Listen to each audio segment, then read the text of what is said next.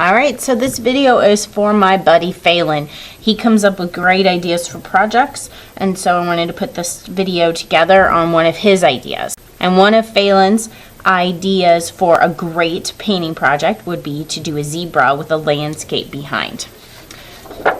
And here is his beautiful artwork. So we're going to start with a white piece of paper. You need to write your name and the day you have art. Day A, day B, day C. I'm going to flip it over, and I have some reference photos of zebras for you to look at to help you to draw your zebra. You can draw the whole body, you can draw just the head. It should run off the paper if you're going to draw just the head. We don't want a head just floating in white space. And so I'm going to go ahead and just draw the head of the zebra.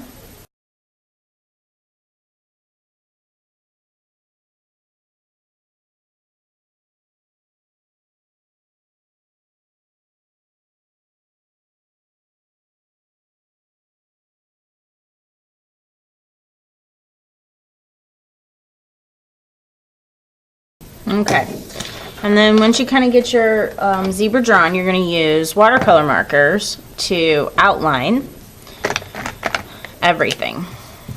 So I'm going to use a blue because the sky is blue. Even though the clouds are white, I'm going to leave those white and just outline the clouds blue. The grass is green. I might add some green grass texture here and there.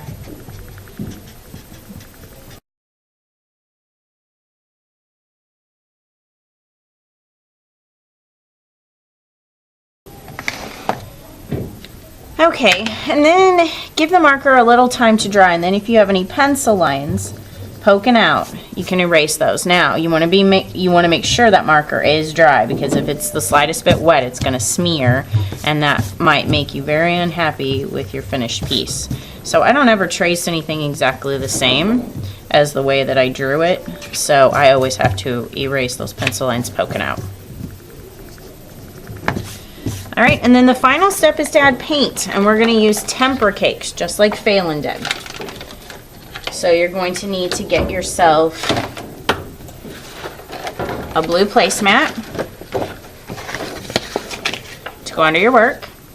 You're going to need a paint tray and some stiff bristle brushes. The brushes with the brown handles and the stiff bristles. And I got two sizes, small and large, so that if I have small areas, I can paint those in easily.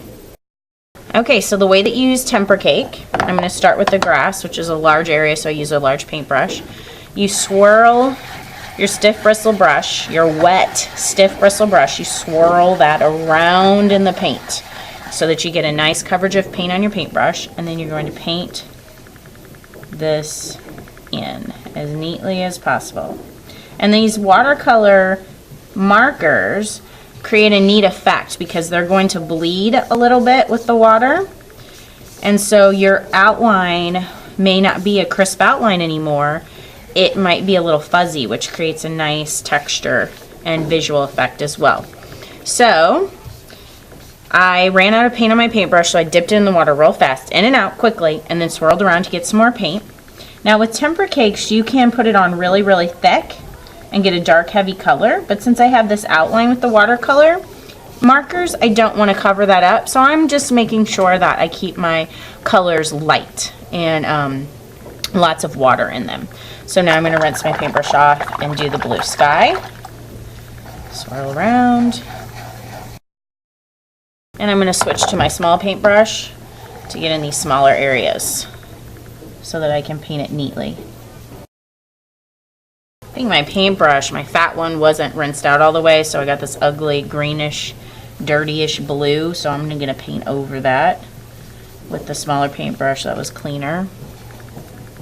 And don't forget this part. I'll rinse that off really good before I do the nose. And the nose is a dark brownish color.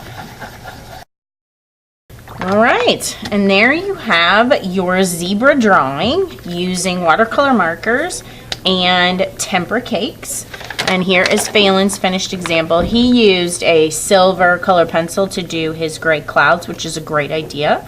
So feel free to do that if you'd like. And good job.